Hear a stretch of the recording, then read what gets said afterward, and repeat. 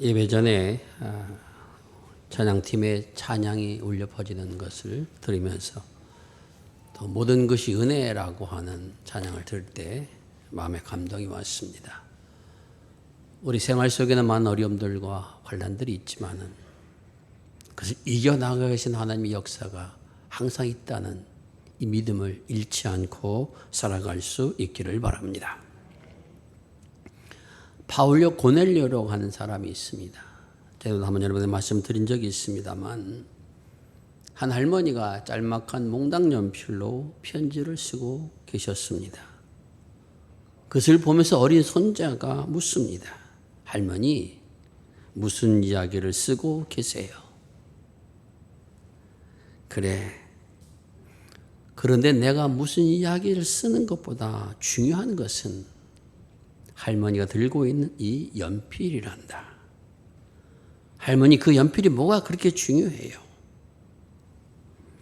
첫째로 연필은 누군가에게 반드시 붙들려 있어야 쓰일 수 있는 거란다. 연필이 짧든 혹은 길든 누군가의 손에 잡혀 있는 것처럼 사람도 마찬가지란다. 하나님께서 너를 붙들어 하나님의 뜻대로 너를 쓴다는 사실을 잊지 말아라. 두 번째로 연필은 반드시 깎여야 쓸 수 있는 것을 너도 알지 않느냐?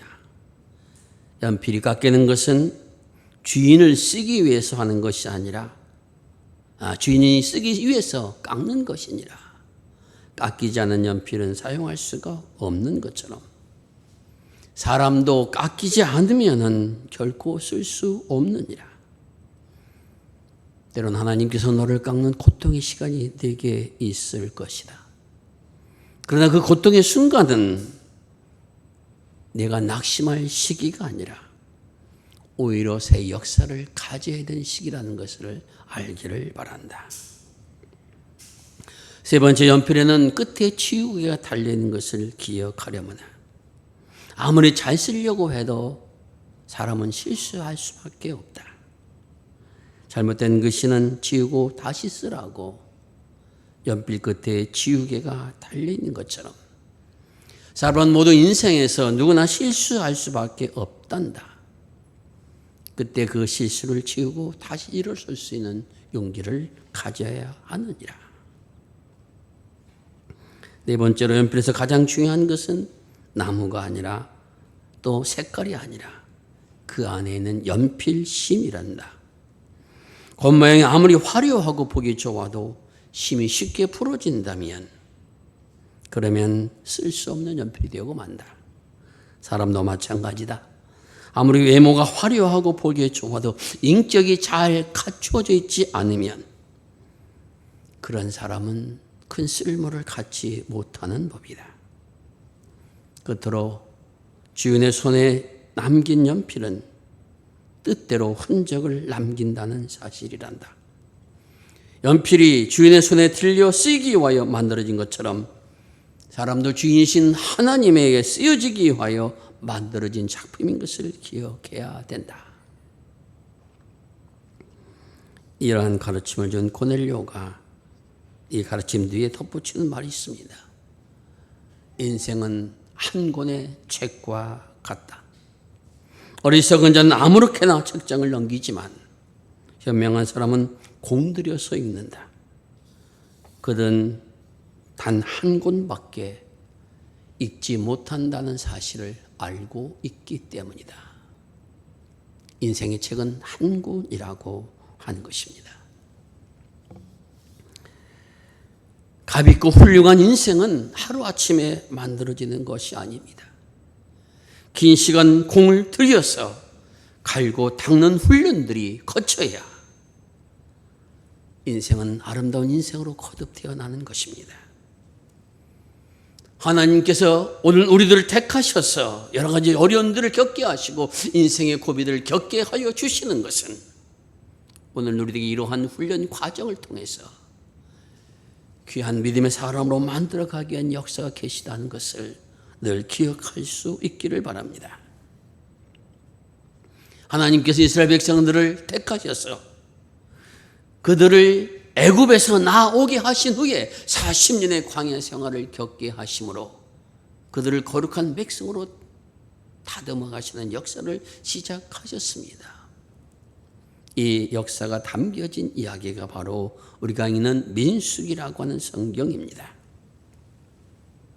민수기 성경은 그래서 하나님께서 택한 백성들을 어떻게 다루시는가에 대한 이야기가 잘 기록되어져 있습니다. 오늘은 그 중에서 이제 광야의 유랑 생활이 어느 정도 끝나고 이제 조금 있으면 가나안 땅으로 들어갈 시점에 왔을 때 겪었던 두 가지의 큰 이야기를 우리에게 전하여 줍니다. 그 이야기는 하나는 좋은 이야기요, 또 하나는 원망과 불평의 이야기입니다. 이 상반된 두 개의 이야기를 통해서 오늘 우리에게 주신 하나님의 말씀을 듣고자 합니다. 이 말씀이 우리 모두에게 귀한 말씀으로 자리할 수 있기를 바랍니다.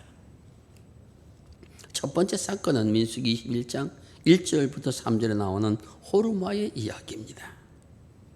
그리고 두 번째 이야기는 홍해길로 돌아갈 수밖에 없어서 불평과 불만을 했다가 하나님께서 불뱀을 내리셨고 그 불뱀으로 인하여서 고통을 겪다가 모세의 기도로 그 불뱀에서 살아나게 된 이야기가 기록되어져 있습니다. 먼저 첫 번째 호르마의 이야기를 들어봅니다. 이스라엘 백성들의 대제사장 역할을 했던 모세의 형 아론이 그곳에서 세상을 떠납니다. 그리고 그 뒤를 이어서 엘리아살이란 그의 아들이 대제사장으로서의 위임을 받게 됩니다. 대제사장 아론이 세상을 떠났으므로 30일 동안 그들이 그곳에서 애곡을 하고 그리고 그 후로부터 엘리아살이 대제사장의 역할을 수행하게 됩니다. 이러한 역사는 아버지였던 제사장이 돌아가시고 그리고 아들이 그를 이어 대제사장이 되었다 하는 역사의 기록만이 아니라 이 의미가 가지는 것은 이제 새로운 세대가 주관하는 그러한 일들이 이스라엘 백성들에게 일어났다라는 것입니다. 1세대 사람들은 광야에서 거의 다 세상을 떠났습니다. 그리고 이제 제2세대에 의해서 이스라엘 백성들이 움직여 나가면서 겪은 첫 번째 사건이 바로 이 호르마의 사건이라고 하는 것입니다. 광야 40년의 생활이 끝나갈 즈음에 그들은 호르산의 길을 통과해서 그래서 아다람 길을 지나서 가나안 땅으로 가려는 예정을 세웠습니다. 그곳에는 가나안 족속 가운데 네겝인이 살고 있어서 그곳에 한 사람인 가나안 곧 작은 땅의 왕으로 있는 아랏 왕이 그 소식을 듣고선 이스라엘을 공격해가지고 몇 사람을 사로잡아 갑니다.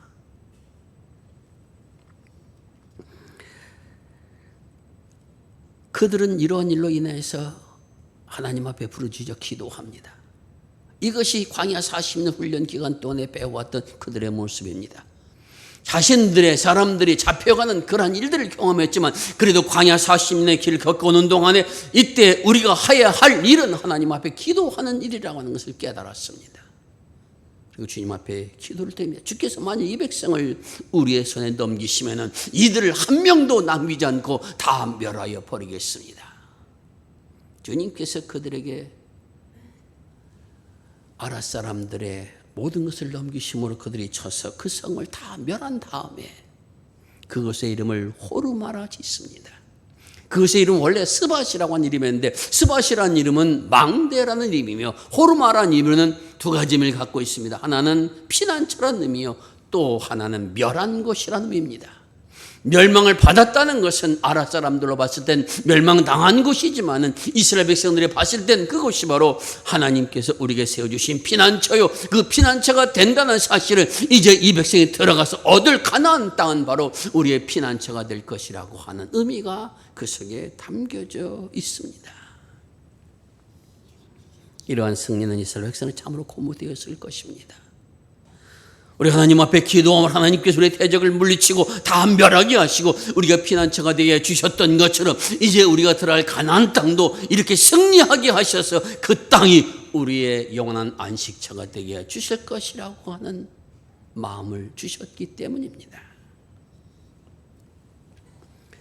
그러나 이들이 가졌던 이러한 마음은 한순간에 사라지는 일들이 일어나게 됩니다. 그곳을 떠나서 이제 가나안 땅으로 들어가야 하는데 에돔 사람들이 자신들의 땅을 가지 못하도록 막고 있습니다. 에돔 사람과 이스라엘 백성들은 사천간입니다. 그런데도 그 땅을 통과 지나갈 때 우리가 당신들의 물건은 하나도 손대지 않고 거기서 물도 마시지 않고 그냥 한 길로만 통과하여 갈 것이니 오늘 우리들이 통과하도록 내버려 두었으면 좋겠다.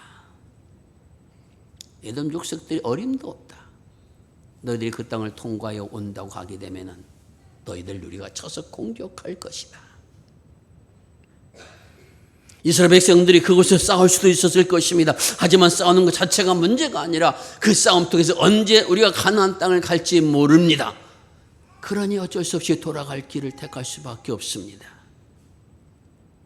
그래서 그들은 돌아가는 길을 택합니다. 쉽게 말하면 여기서 한강다리를 건너서 바로 서울역을 갈 수가 있는데 그것이 아니라 계속 내려가 가지고 성산대교도 더 건너서 행주대교쯤까지 돌아가지고 서울역으로 가는 일정을 택할 수밖에 없다는 겁니다. 왜? 한강이라는 곳을 에돔 사람들이 지키고 있어서 그렇게 할 수밖에 없다는 겁니다. 그런데 그들이 돌아가는 그곳은 이미 그들이 왔던 곳이라는 겁니다. 광야에서 40년 길을 통해서 그들이 걸어왔던 파란 광야를 다시 돌아가지고 그래서 가나안 땅으로 돌아가야 한다니까 그들은 거기서 낙심합니다. 그들의 마음이 낙심할 수밖에 없는 겁니다. 성경에는 마음이 상한이라 되어 있습니다. 이 상했다는 마음은 어떤 의미를 갖고 있냐면 내가 너무 기분이 나쁘고 그리고 마음이 낙담돼서 용기를 잃어버렸다는 의미가 그 속에 담겨 있습니다. 이러한 일들 앞에서 그들은 모세와 하나님께 불평을 쏟아냈습니다.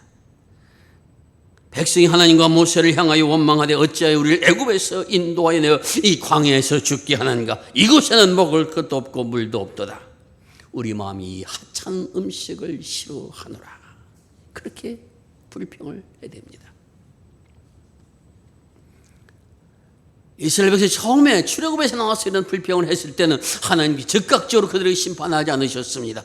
그들의 원인을 찾아서 때로는 만나를 주시기도 때로는 메추라를 주시기도 하고 반석에도 물이 나오게 하여 주심으로 그들의 원망을 잠재우셨던 역사가 많이 있습니다. 그런데 이번만큼은 다릅니다. 갑자기 불뱀을 보내셔서 이스라엘 백성들을 수많은 생명들을 주님께서 거두어 가십니다. 왜 그렇게 하셨을까 하는 겁니다. 물론 이들이 38년간 동안 광야에서 훈련받았던 훈련 백성에도 불구하고 아직도 그 버릇을 버리지 못했다는 것이 있을 수도 있을 것입니다. 하지만 제가 가장 귀하게 여기는 것은 어떠한 것이냐, 이들이 이 하찮은 음식을 싫어했단 말이 하나님의 진노를 산 것이라고 저는 생각을 합니다. 하찮은 음식은 무엇을 말합니까? 만나와 메추라기를 말합니다. 이스라엘 백성이 굶주렸을 때 하나님께서는 만나를 통해서 이스라엘 백성을 먹이심으로 그 광야를 헤쳐나올 수 있도록 인도하셨습니다. 우리는 고기를 먹지 못한다고 불평을 할 때 메추라기를 주어서 그들로 하여금 그들의 원망을 잠재우셨던 역사가 바로 만나와 메추라기 은혜의 역사라는 것입니다. 그런데 그들은 불평하면서 거기까지 말합니다. 우리는 이 하찮은 음식을 싫어하노라. 자신들이 생명을 이어가게 했던 만나와 메추라기, 광야에서 하나님의 은혜로 살아갈 수 있던 하나님의 은혜를 그런 헛된 것으로 저버리는 결과를 가져왔다라는 것입니다. 자신의 생명을 살리고 지금까지 오게 했던 하나님의 역사를 무의미한 것으로 만들어버린 그런 결과를 가져왔다라는 것입니다. 그래서 저는 하나님께서 그들을 불뱀을 보내 심판하신 가장 귀한 가르침은 바로 그 속에 담겨 있다라고 합니다. 다시 말씀드리면 하나님의 은혜를 헛되하는 자에게는 그 은혜를 거두어 가신다라는 겁니다. 만나오 메추는 이스라엘 백성들의 생명을 건지는 것이었으며 그들의 삶에 힘을 주신 것이었는데 그것을 하찮은 것으로 여깁니다. 쓸모없는 것, 가치 없는 것으로 여깁니다. 하나님의 은혜를 은혜로 받지 못했다라는 겁니다. 사도 바울은 고린도후서에서 이렇게 말합니다. 우리가 하나님과 함께 일하는 자서 너희를 권하노니 하나님의 은혜를 헛되이 받지 말라.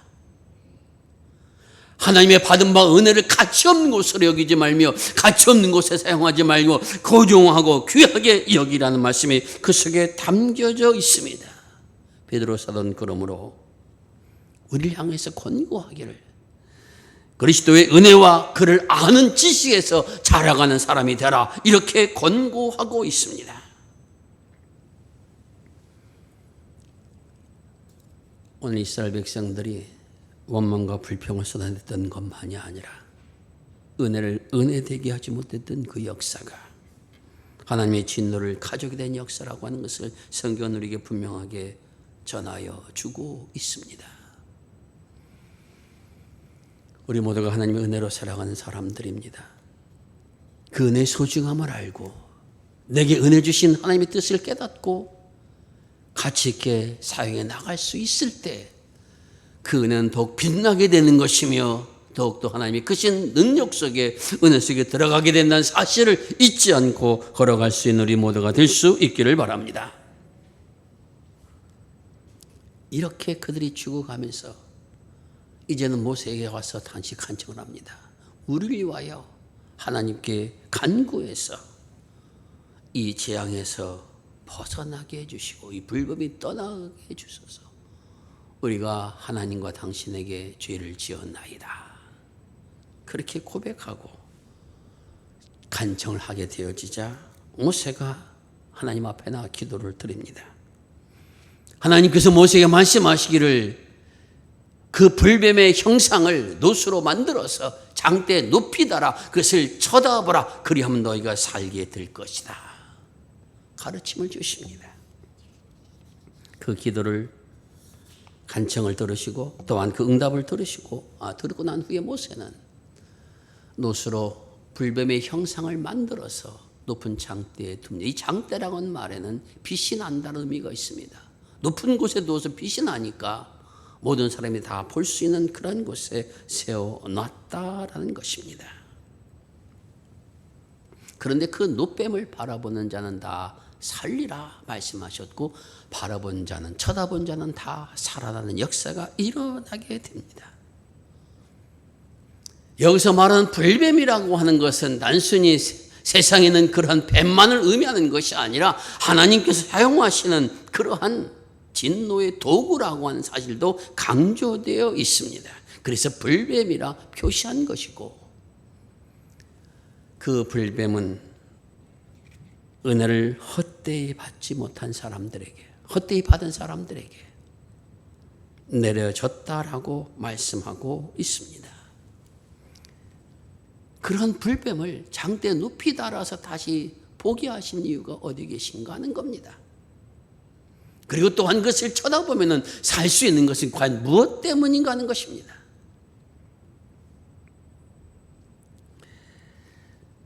불뱀의 특별한 치유의 능력이 있었고 신비한 능력이 있어서 그 능력으로 살게 된 것은 아니라는 것입니다. 불뱀의 역사는 그 불뱀을 쳐다보면서 무엇을 생각합니까? 우리가 하나님의 은혜를 헛되이 받으로 말미암아 이런 결과가 일어났다. 우리의 범죄한 사람이라는 것을 깨닫게 하는 것으로서의 불뱀입니다. 무엇을 가르치고 있습니까? 하나님의 은혜를 다시 은혜되게 하는 것. 내 자신의 부족함을 보는 자리가 바로 불뱀을 쳐다보는 자리였으며 그 쳐다본 자는 다 살리라고 하는 것은 하나님의 말씀대로 우리가 따르지 아니함으로 이런 결과를 가져왔으니 이제는 단순하게 보이는 그러한 일들 그 하나님의 말씀 앞에 순종함을 통해서 하나님의 역사가 이루어져 감을 기억하라는 것입니다.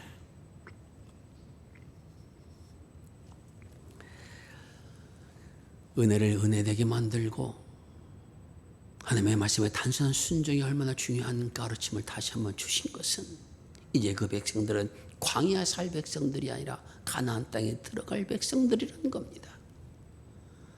하나님 나라에 하나님 주신 그런 택하신 곳에 들어가서 그들이 힘써야 되는 것은 어떠한 것인가? 하나님의 은혜가 얼마나 귀한 것인가를 전하는 거룩한 백성이 되어야 된다는 것입니다. 자신들의 부족한 것을 깨닫고 잘못을 깨닫고 돌이키며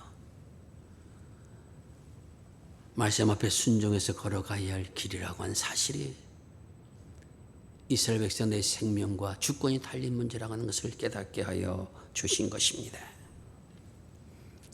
사랑하는 성도 여러분, 우리 모든 하나님의 축복을 원합니다. 그래서 우리들 하나님 앞에 구하는 기도들이 많이 있습니다.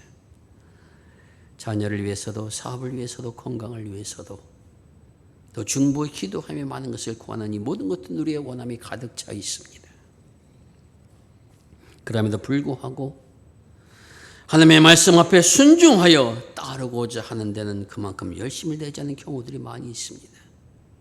한 번, 두 번 말씀에 순종하며 걸어갔다가 자신이 원하던 방법으로 원하는 시간에 하나님이 응답하여 주지 아니하심으로 순종하기를 더디하는 경우도 있습니다. 사실 하나님의 말씀에 전적으로 순종하며 살아간다는 것은 우리의 성정으로 되는 것은 아닙니다. 바울 사도 이러한 자신을 잘 알기에 자신을 쳐서 복종시키기를 게을리하지 아니한다. 그렇게 그는 고백하면서 자신이 마음속에서부터 하나님의 말씀에 순종하지 않으려 하는 그 마음을 치기 위한 노력들이 얼마나 컸는가 하는 것을 깨닫게 하여 주고 있습니다. 그러나 그것만으로 되지 않아서 늘 하나님 앞에 나와 기도함으로 성령께서 내가 하나님의 뜻대로 행하는 사람이 될 수 있도록 도와주시길 간구하며 평생을 살았던 사람이 바로 바울 사도이며 그러한 사도였기에 하나님께서는 그를 위대한 사도의 길을 걸어갈 수 있도록 은혜를 허락하여 주셨다는 것입니다. 사랑하는 성도 여러분, 믿음은 하나님의 말씀을 단순하게 따르고 지킴으로 자라나게 되는 것입니다.